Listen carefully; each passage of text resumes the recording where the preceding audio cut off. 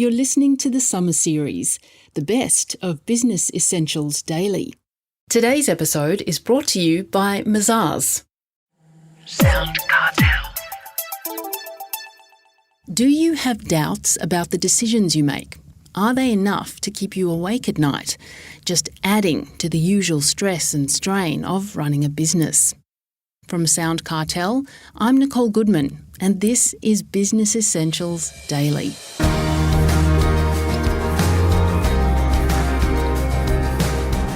Keeping doubts at bay is one thing, but when doubts lead to inaction, it's time to drive them out.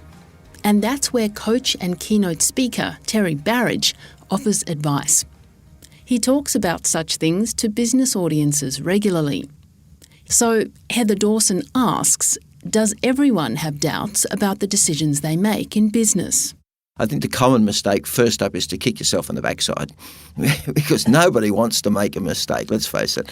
And then, it slides downhill a little bit from there too, a little bit of guilt, then shame. And then, of course, ultimately, some people resort to blame, which is the worst end of the spectrum. And it's absolutely the wrong thing to do because when you're blaming, if you hold your hand out and point your fingers, one finger's pointing forward and the other three are pointing back at you. So there should be some message in that for people to think about where they're coming from. You're in a leadership role, so be big enough to say, hey, look, I made a mistake, I am human, and this is the mistake, and let's analyse it and let's look for the solution and let's work together to do that. And I think often people try to do it all on their own, and if they work together with a team, whether it's employees, clients, whatever the situation is, then by putting heads together, they can usually come up with a far better solution for a problem or a mistake along the way. Well, some people will argue that you can make mistakes as long as you only make them once. Do you agree with that? No, not entirely. At the end of the day, we've got to all admit that we're human, and if you make a mistake more than once or more than twice, then you really need to seriously look at where you're going with that and say, well, this is a common thing that's happening and I'm making it. What can I do to prevent that? Rather than dwell on it, look at the opposite and look at what can I do to prevent that mistake happening again. Put thought processes in place as well within yourself. Now, some business cultures may be more forgiving than others. So how important is culture in helping people manage and learn from mistakes?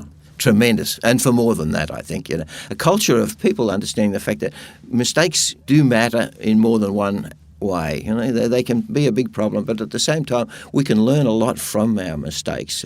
A certain gentleman invented a light bulb, and they said he had to go at it 10,000 times. How many of those were mistakes? And maybe even the solution was a mistake that he fell over, but he had the attitude where he looked at it that that's one less thing that I've got to try as I work towards my goal of achieving what I want to achieve. And I think having that kind of attitude or the attitude of, and we can't always use this, how fascinating. I made a mistake. Wow. Now let's have a look at the mistake. What can I do to fix that? And then have your mindset in that kind of a framework so that you can then look at it from a different perspective and not kick yourself in the butt, not feel guilty, not feel shame, or not get to the bottom end of the scale and try and blame somebody else for an error. We're all human. We all make mistakes. Well, from a management or a leadership point of view, how do you find a good balance between being understanding and lenient, but at the same time trying to maintain good processes and being a little bit tight on that side of things as well? Well, all the P's come into play always, I think, particularly at a higher level of management. Planning, preparation, practice. You can provide a great service, but at the other end of it can be providing very poor performance. So we need to really look at the balances there of how you can go about that. And again, I think no man is an island, trying not to be the lone bloke that goes out there or woman that goes out there and charges off. Try to be the person that brings the team in, involves people, and looks at the balance that can be found. Using great language within yourself, I think, is an important thing, and communicating with people. Communicating with people the right way and communicating with yourself the right way so that you've got the right attitude and that they can learn the right attitude and they can learn to be leaders as well.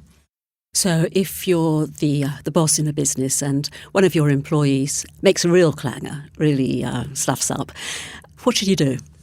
That's a good question, really, because you can have two perspectives here. One, you can say, righto, you're an idiot, out you go, so you're sacked. And the other is you can say, well, look, what happened? Again, it's communication. If your team knows that they've made a clanger and that they've got an issue, the first thing they should do is, I think, analyse it, and then can I find a solution?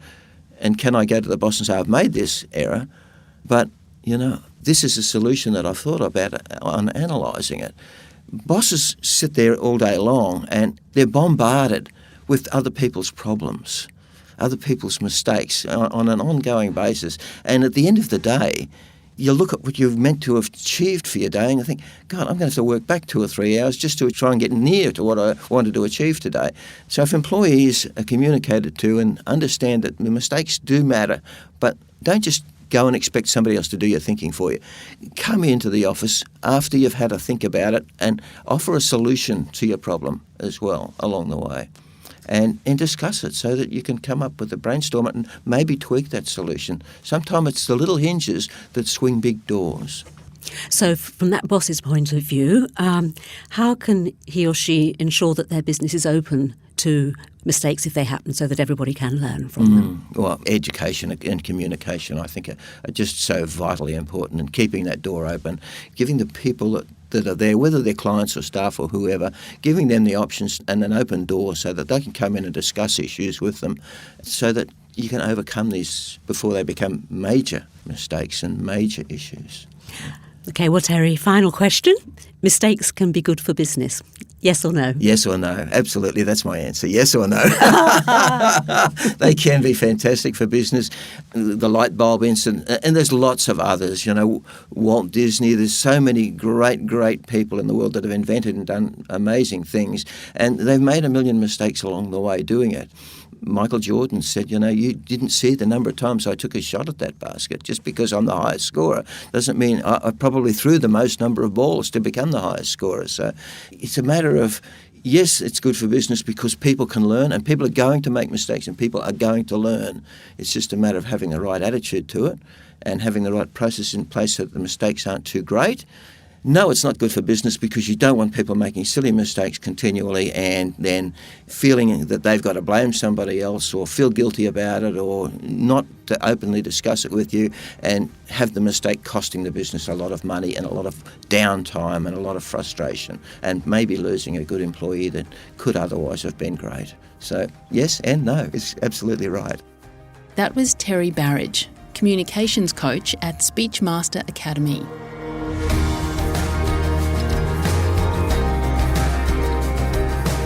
This episode of Business Essentials Daily is produced by the team at SoundCartel. Thanks for listening. I'm Nicole Goodman. We'll bring you more Be Daily tomorrow. Follow at BE Daily Podcast across social media and head to bedaily.com.au for more from the Business Essentials Daily podcast. SoundCartel. This episode was brought to you by Mazars. To find out more, visit mazars.com.au. That's mazars.com.au.